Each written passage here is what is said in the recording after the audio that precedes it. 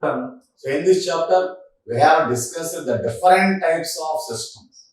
So which helps our body to perform our regular activities. So what are the different types of systems we have discussed? That is the nervous system and muscular system and skeletal system and circulatory system and digestive system, excretory system, reproductive system. So these are the different types of systems present in our human body, so which helps our human body to perform our regular activities. And all these systems will coordinate each other and they will help our body. So also we have discussed in this chapter about sense organs. So how the sense organs receives information and how the brain sends information to the sense organs and what are the preventive measures. So what are the measures to be taken to care about our sense organs. So this is the chapter and now we will practice some exercises in the activity part on the topics up to now what we have discussed in the chapter. So let us recall the topics we have discussed in this chapter by practicing some exercises in the activity part. So let us go to the activity part. So in this activity part, there will be some exercises, that is writing answers for the questions and some true or false sentences and writing and fill in the blanks and also matchings like etc. So children, see the first section in the activity part, that is section A, answer these questions. So in this section, they will give some questions. We have to write the answers for those questions. So children, see the first question. What are the functions of the skeletal system? So what are the functions of the skeletal system? So what is the answer? Children, so the answer for this question is the skeletal system gives shape and support to our body. And it also protects our vital organs like brain, heart, lungs, etc. So children, so what are the functions of skeletal system? So the skeletal system consists of different types of bones having different sizes and having different shapes, and all these bones join together in various forms and form a frame-like structure. And this framework is called skeletal system, and the skeletal system gives shape to our body. So how we will get shape? Because of the skeletal system. And it also gives support. It also gives support to our body. If there is no skeletal system in our body, we cannot stand upright and we cannot sit, we cannot walk, we cannot run. So that's why the skeletal system gives support to our body. And also it protects some vital organs. That is, it protects some internal organs like heart, lungs, brain, etc. So these are the functions of the skeletal system. So children, so what is the second question? So read the second question. What is the nervous system? So what is nervous system? So read the answer. Children, the system which controls all the activities of the body is called the nervous system.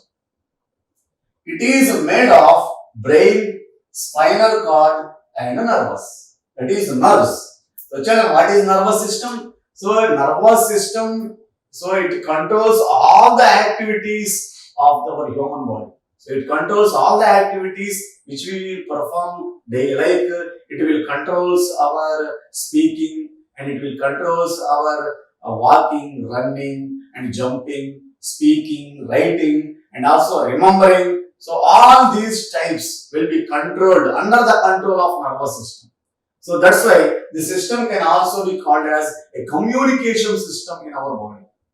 So the main parts of in this body are brain, spinal cord and nerves. So especially the brain receives the information from our sense organs, that is eyes, ears, nose and tongue and skin. It receives the information from our sense organs and again resends the information to the sense organs. Then only we are getting the information about our surroundings. And the spinal cord also will receive the information from various parts of our body and it sends that information to the brain. So, and also these nerves are helpful in carrying the information from the body parts to brain and again from brain to body parts. So, these nerves will act as carriers. So, children, so this is about the nervous system. So, different types of activities. That means all activities will be under this control. So, children, see the third question here. So, what is the third question? Name the various parts of the digestive system. So, what are the various parts of the digestive system? So, children, see the answer here. The mouth, the food pipe, the stomach, the intestines, and the anus are the various parts of the digestive system. So, digestive system, it is one of the important system in our body. So, it converts our food items into simpler form. We will eat different types of food items every day, which contains oils and fats, so etc. And all these food items should be converted into simpler form. Then only our body can absorb the nutrients from that food. So this conversion of food into simpler form is called digestion. So this digestive system makes the digestion of the food. And what are the various parts of the digestive system are? That is the mouth. First we will chew the food in our mouth, and from the mouth then it will goes to stomach through the food pipe. So this is called food pipe. So from the mouth it will reach to our stomach through the food pipe.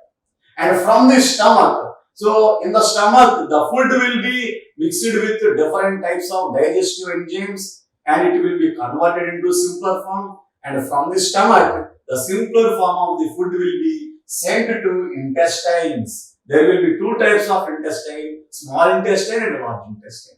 So the food will be sent to small intestine, and there the small intestine absorb the nutrients from the food, and the waste food will be sent to the larger intestine, and from there the waste food will be come out from the anus. So these are the various parts and the various functions of these parts of the digestive system. So children, read the fourth question here. Name the organs of the body which help in removing waste. So children, so there will be different types of wastes produced in our body. So during digestion and during respiration. So during respiration, and during digestion, so some of the wastes will be produced in our body, and those waste materials should be sent out from our body. Otherwise, if the waste materials are not sent out and if they are accumulated in our body, they will cause us a lot of diseases. So there will be some special systems in our body to send out these waste materials from our body. So let us see. So name the organs. So which organs will help to send out the removing wastes? That is, the first organ is kidney. That helps in removing the wastes from the blood. And next, lungs helps in removing carbon dioxide.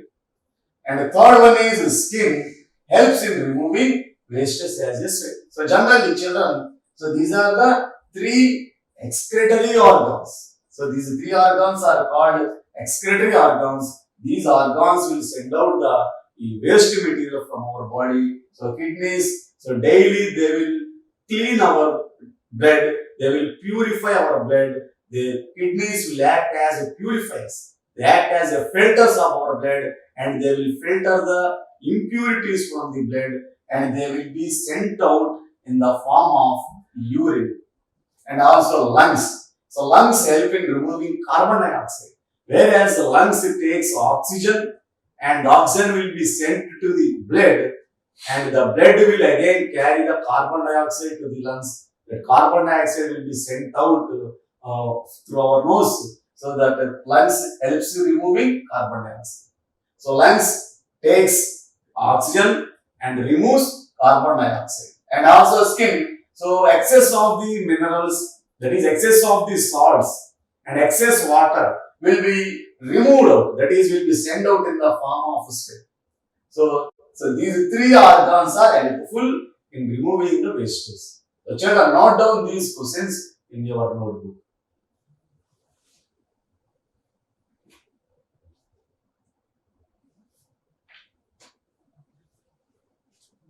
Children, see the fifth question.